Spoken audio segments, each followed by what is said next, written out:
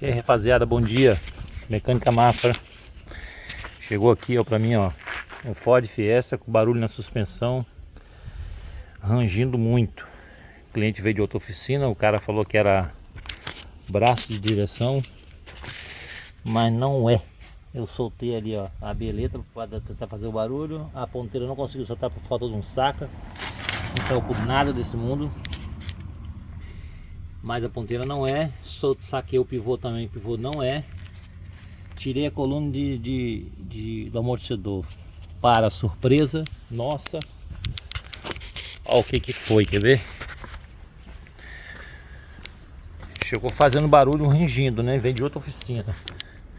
Mas aí os caras só sabem condenar, os caras não sabem procurar o defeito. O defeito estava aqui, eu achei que estava aqui, mas não tá. O defeito tá aqui, eu não sei se vai dar pra ver não, ó.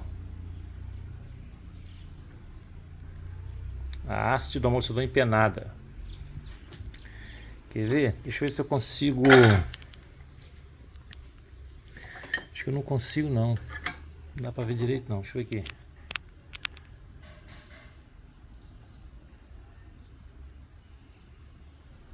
A haste do amortecedor está empenada. Ou seja, o defeito tá aí. Tem que trocar os amortecedores.